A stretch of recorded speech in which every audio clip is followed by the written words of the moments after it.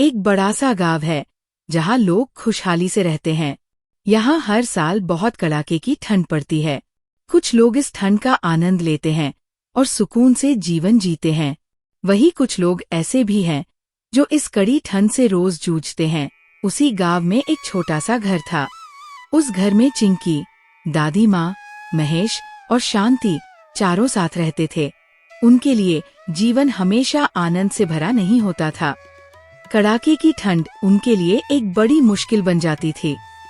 ठंड के हर दिन के साथ उनकी परेशानियां भी बढ़ती जाती थी, लेकिन फिर भी वे एक दूसरे का सहारा बनकर आगे बढ़ते रहते थे। ठंड बहुत ज्यादा है, तुम अपना ख्याल रखना, चिंकी का और माँ का भी ध्यान रखना। चिंकी को बाहर बिल्कुल मत जाने देना, बाहर बहुत सर्दी है। मैं लौटने की कोशिश करूंगा, तब तक तुम लोग घर में ही रहना। रहने दे बेटा, आज काम ढूंढने मत जा, आज बहुत ज्यादा सर्दी है, बाहर की हवा ठीक नहीं है, तू बीमार पड़ जाएगा। जो है उसी में आज गुजारा कर लेंगे। तू घर में रह, आग के पास बैठ जा, हमारी चिंता मत कर, पहले अपनी सेहत का ख्याल रख। माँ, काम ढूंढने तो जाना ही होगा। अगर आज नहीं गया तो कल घर कैसे चलेगा? ठंड है, मुझे पता है, लेकिन घर की जरूरतें भी तो है। आप चिंता मत करो, मैं अपना ध्यान रखूंगा। भगवान ने चाहा तो आज कुछ काम मिल ही जाएगा। इतना कहकर महेश काम की तलाश में निकल पड़ता है। कड़ाके की ठंड में चारों ओर बर्फ जमी होती है। झोपड़ियों की छतों पर सफेद चादर सी बर्फ बिछी रहती है और चारों तरफ घना कोहरा छाया होता है। ठंडी हवाएं चेहरे को चीरती हुई चलती है, लेकिन भारी बर्फबारी के कारण रास्ते बंद हो चुके होते हैं और आगे बढ़ना मुश्किल होता जा रहा होता है। क्या हुआ महेश, तुम इतनी जल्दी घर कैसे लौट आए? काम मिल गया था क्या? अरे, तुम्हारा चेहरा तो ठंड से बिल्कुल सफेद पड़ गया है, कहीं कुछ हुआ तो नहीं? रास्ते ठीक थे ना बेटा? बाहर हालात बहुत खराब हैं। माँ, ठंड की वजह से सारे रास्ते बंद हो गए हैं, कोई भी बाहर आ जा नहीं पा रहा। जगह जगह बर्फ जमी है, आगे बढ़ना नामुमकिन हो गया है। काम मिलना बहुत मुश्किल हो गया है, कोई भी मजदूरी पर रखने को तैयार नहीं है। लेकिन शांति घर का खर्च चलाती रहती थी। वह गांव वालों को अपनी गाय का दूध बेचती थी। उसी दूध की कमाई से घर का चूल्हा किसी तरह जलता रहता था। ठंड ज्यादा होने के बावजूद गांव के सारे लोग उसी से दूध लेते थे। सुबह होते ही लोग बर्तन लेकर लाइन में लग जाते थे और शांति एक एक करके सबको दूध देती थी।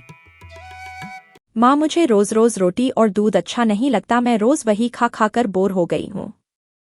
कभी कुछ अलग खाने का मन करता है, सब दोस्त कुछ और खाते हैं और मेरे हिस्से में हर दिन वही आता है। चिंकी बेटा, ऐसा नहीं करते, जो भी खाने को होता है उसे चुपचाप और प्यार से खा लिया करते हैं। भगवान ने हमें जितना दिया है उसी में संतोष रखना चाहिए। रोटी और दूध भी किसी आशीर्वाद से कम नहीं है। बहुत से लोगों के पास तो आज ये भी नहीं होता, इसलिए शिकायत नहीं, धन्यवाद किया करते हैं। अब अच्छा बच्चा बनो, खाना खा लो। माँ की बात सुनकर चिंकी चुपचाप दूध और रोटी खा लेती है। थोड़ी देर में घर के बाकी लोग भी वही खाना खा लेते हैं। सादा सा भोजन था, लेकिन उसी से सबका पेट भर जाता है। ठंड के उस समय में दूध और रोटी ही उनके लिए दिन का सहारा बन जाते हैं। हे भगवान, ये दूध कैसे फट गया? आज तो यही एक सहारा था। चिंकी को जरूर भूख लगी होगी। बाहर इतनी सर्दी है, कुछ लाने भी नहीं जा सकती। समझ नहीं आ रहा, अब मैं क्या करूं? अरे बहू, चिंता क्यों कर रही है? दूध फट गया तो क्या हुआ, उसी का पनीर बना लो। वैसे भी चिंकी रोज रोज दूध रोटी खाकर ऊब गई थी, आज कुछ अलग मिल जाएगा। तुम ऐसा करो, फटे हुए दूध से पनीर बना लो। मैंने तो घर में आम का अचार पहले से ही बना रखा है, पनीर का पराठा बनेगा, साथ में अचार होगा, खाकर सबको मजा ही आ जाएगा। शांति चूल्हे पर फटे हुए दूध से पनीर का पराठा बना रही थी। पराठा बनाते समय उसकी नजरें सावधानी से हर चीज पर थीं।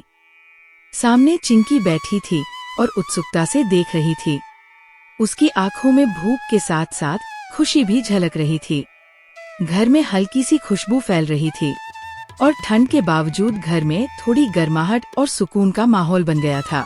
माँ, पनीर का पराठा कब तक बनेगा?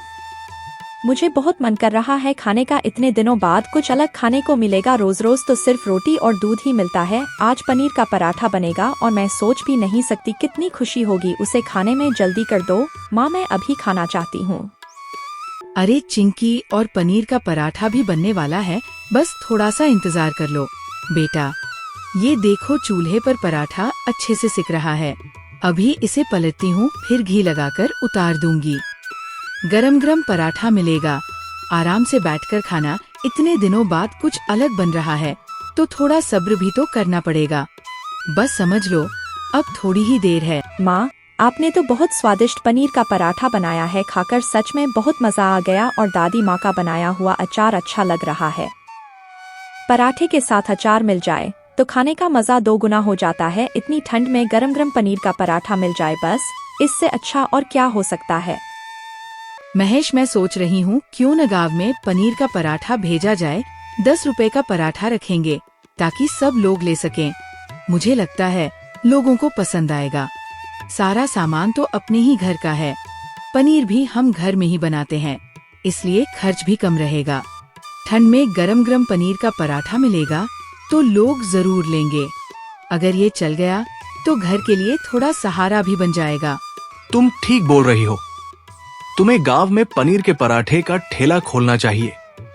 ठेला मैं खुद बना दूंगा, मुझे लकड़ी का काम आता ही है। फिल्म में दिखाने लायक बढ़िया ठेला बना दूंगा। तुम बस ठेले पर पनीर के पराठे भेजना।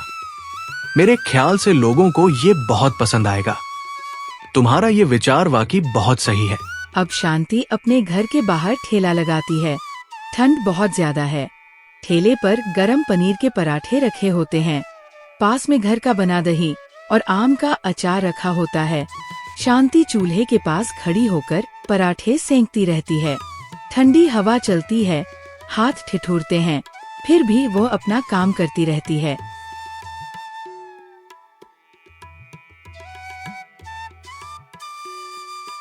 अरे शांति बहन, ये क्या भेज रही हो? पनीर का पराठा, बड़ा अच्छा काम शुरू किया है तुमने। तुम्हारे पास गाय भी है, दूध भी देती और उसी दूध से पनीर बनाकर पराठा तैयार कर रही हो। सच में बढ़िया सोच है। अच्छा बताओ बहन, ये पराठा कितने का है? और हाँ, मुझे भी एक पनीर का पराठा दे दो। अरे कमला बहन, ये तो बस 10 रुपए का पनीर का पराठा है, तुम भी लो, खाकर देखो, मजा आ जाएगा। घर का बना पनीर है, दही भी घर का है और साथ में आम का अचार।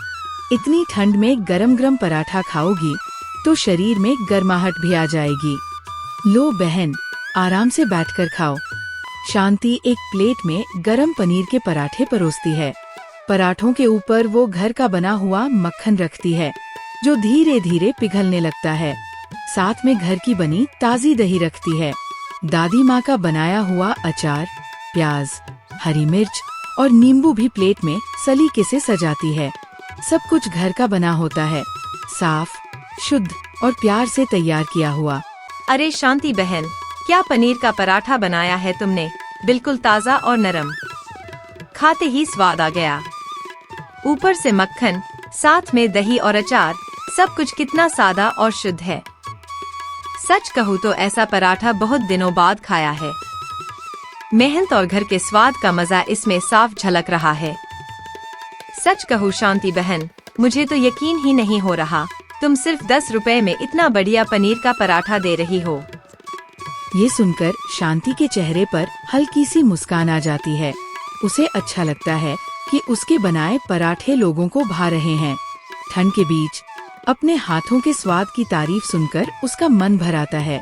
वह चुपचाप चूल्हे के पास खड़ी रहती है और मन ही मन खुश हो जाती है। धीरे धीरे गांव में शांति के पनीर के पराठों की ऐसी चर्चा फैलती है कि लोग घर का नाश्ता ही भूल जाते हैं। कोई कहता है आज रोटी रहने दो, पहले पनीर का पराठा खाएंगे। कोई चाय छोड़ देता है तो कोई जल्दी उठकर सीधे ठेले की ओर चल पड़ता है।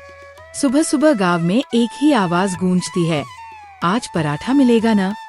ठंड हो या धुंध, शांति के पराठे सबको घर से बाहर खींच लाते हैं और यूं ही पनीर का पराठा पूरे गांव का पसंदीदा नाश्ता बन जाता है।